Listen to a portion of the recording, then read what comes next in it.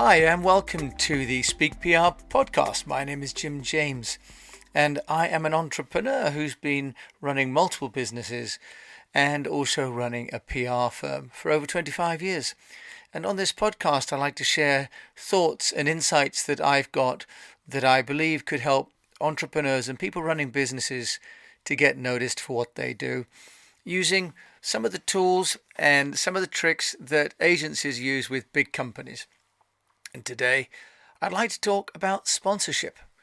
Now, sponsorship is something that many people believe is either for massive companies or for just a local sponsorship, even of your children's event.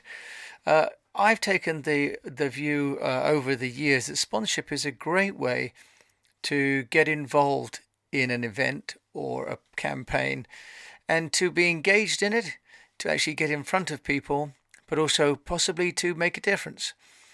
Now, I'm interested in sponsorship, and because I am now just working with the Action Coach team down here in the southwest of England, and we're just working on a sponsorship agreement for their webinar series where EASTWEST Public Relations will be the official partner for their growing and very dynamic webinar series as they pivot from all the face-to-face coaching that they do.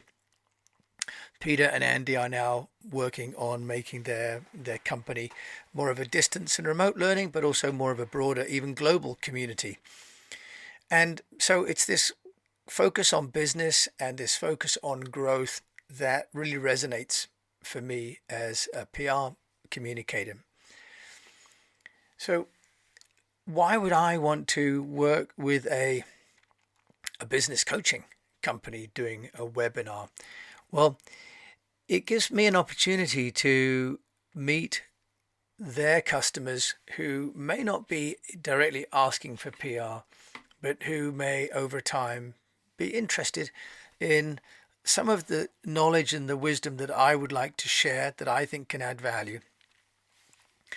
And along the way, then we can have some conversations about how I might be able to help their business offline outside of the sponsorship. Now, obviously, my sponsorship for this local webinar is a relatively small amount of money, and we structure it whereby we'll have a 6-month term, we'll have some logo sharing, and I'll have the opportunity to be on some of the webinars and also to include some of my articles in their newsletter, which goes out to their community. Now, that's a community I wouldn't reach on my own, but also on their website to have a link back to my website. So these are all ways that actually don't cost Action Coach any money, because all the things that we're asking for really are profile and access. So they're in effect getting money for nothing, but what they are getting, of course, is an opportunity to position their event as a professional and sponsored event. And of course, they're not getting money for nothing because they're working incredibly hard on building a community and this fantastic content where they're doing twice a week these speaking and webinar events with known speakers and a team of consultants on the call with business owners. Now, what about during COVID? I noticed that, with the sports being cancelled, the Premier League will have lost some £750 million. The Japan Olympics cancellation is reputedly worth some £2 billion in terms of losses. But not everybody is stopping sponsoring. And if we look, for example, at Formula One, we'll see that James Ratcliffe, the British founder of Ineos Chemicals, has sponsored the Lewis Hamilton Mercedes Formula One team, reportedly for some £20 million. He also, it turns out, has acquired the Ben Ainslie sailing team and is sponsoring the what used to be Team Sky is now the Team Ineos. This is the the cycling team that, of course, won the Tour de France. Now, what is someone like James Radcliffe doing sponsoring mainstream sports when he has a 20,000 person company making chemicals around the world? Well, Mr. Radcliffe, as you may have seen, is going to be launching a new car, and it's going to be in the mold of a functional car to take over really where the Land Rover Defender has left off. So actually, INEOS on the sports cars and on the sailing boat and on the bikes actually doesn't make sense as INEOS, the chemicals brand, but it does start to lay the groundwork for what will be a consumer brand. Now, I was interested to read some research by some researchers from the University of Canterbury. Now, I'm from Canterbury, so I was pretty excited that some good learning is coming out of there. Now, this paper was written by Emma Jagray, John Watson, and John G. Watson in 2001, entitled Sponsorship and the Congruity Theory, a theoretical framework for explaining consumer attitudes and recall of event sponsorship. Now, if you don't have the time to go back and read it all, it's within a Advances in Consumer Research volume. What they've been saying, which is interesting, is that consumers don't necessarily remember the brands that sponsor the events. And the research actually shows that sometimes when the brand is wholly congruent with the event, the people that are at the event forget that that was the sponsor. And they cite an Olympics where people thought that Nike was the sponsor when in fact Reebok was the sponsor. So they have found that sometimes when the sponsorship is incongruent, i.e. when the sponsor is entirely not relevant or related to the event, it's kind of irksome and people find it almost annoying, it's strange enough, because there's no relevance at all to the sponsorship and the event. And then they found that there is what they call an AFIT, which is a company that is close enough to the event, but is not entirely congruent, and it sparks some interest, piques the interest of the audience as to why that company should be sponsoring. And obviously INEOS is a petroleum company, and the motorsport has petroleum. Ben Ainsley is a British sailor, and Team Sky, or now Team INEOS, is also a British racing team. So that's the link. But of course, James Radcliffe is doing it because he's laying the groundwork for building the INEOS brand for his new automotive brand that he's going to be bringing out. So it creates this question then for me, and also for perhaps for you, of sponsorship as an opportunity, because there will be many brands right now which can't afford to continue the sponsorship that they had before, and so there will be many events and new events popping up where the traditional brands actually can't afford to sponsor it. So if you have sponsorship opportunities, or you see some like I'm doing with Action Coach, how would you structure that and what would it bring you? So the way that I've looked at it is in terms of the value of the audience I'm going to be meeting. And when people like INEOS pay £20 million for the F1, they've got just a few decals and logos on the car, but of course that's TV rights. And what Radcliffe has said in the news, he was interviewed in the Times. Radcliffe said that sporting investments had raised the profile of INEOS and facilitated business deals in territories such as China and the Middle East. So one is the reputation of the company, and the other is the brand awareness. But of course, anybody that's ever been a speaker at an event knows that actually often the value in speaking at an event is the other speakers that one gets to meet as much as the audience. And if you are a player somehow as a sponsor of any size, it gives you a different kind of right to if you're just an attendee. And that can translate into being really good value for money. So if there's an opportunity to sponsor or create an event and be a sponsor, then that's worth thinking about from a PR point of view. In China, when I was running the Morgan business, I was also the interim CEO for Lotus Cars in China, and also the vice chair of the Chamber of Commerce. And I created the British Motorsport Festival because there was no Goodwood Festival style event for brands, and getting into the main trade shows was almost impossible for the niche brands.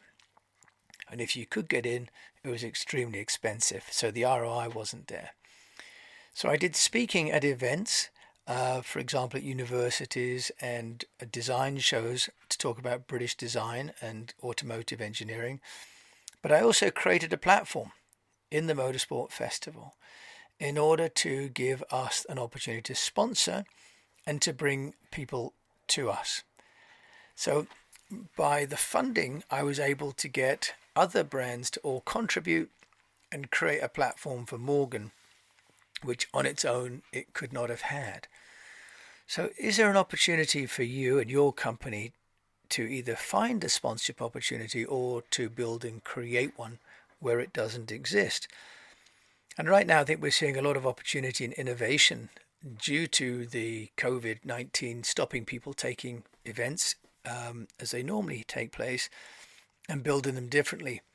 The Festival of Speed at the Goodwood Festival this year is going to be a 1-week online event, for example, which will be a fundamental difference to the kind of events that normally takes place. So we're finding now that there are opportunities for creating sponsorship. It could be advertising, it could be speaking, it could be networking, it could be access to the mailing list of those people who are building a community. And of course, if you're able to then be a participant or even to shape that event, then it's not so much necessarily that your brand is congruent. In other words, you're not necessarily trying to sell what you have directly to the people that attend that event. So for example, INEOS is not going to be selling its petroleum to the people that watch F1.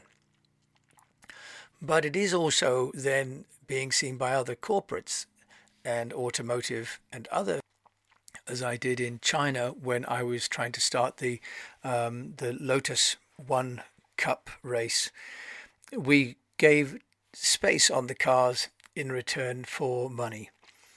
So the other benefit of sponsorship, of course, is generation of content. We're talking a lot about social media and the need for generating content these days. And looking, for example, at Twitter, my post yesterday, the amount of content that Twitter users and followers are demanding is almost constant. And on Instagram as well, and Facebook.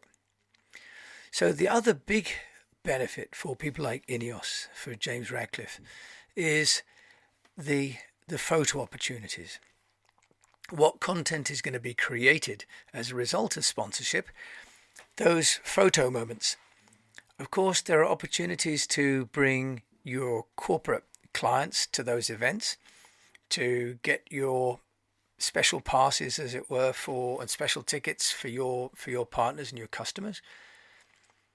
But also, you could have the participants in the event become your ambassadors for your brand. So they may be wearing the t-shirts, wearing the shorts, they may be at home even now in COVID. But as we've seen on and on now, it's not just influencers that are important, it's people like people who are influencing other people. So participants in sport, be they the sports people themselves or the business people themselves, they are going to be influencers. They'll have their own community. So sponsorship gives an opportunity to reach out to those people as well and to engage them in your brand. So just to finish that up then on sponsorship, it's an opportunity to get involved and to get your company involved, but also quite possibly to get your own staff and your customers all together around a cause, something that you believe in or something that resonates with your brand. But as James Ratcliffe of INEOS has illustrated, to think about sponsorship in a strategic way.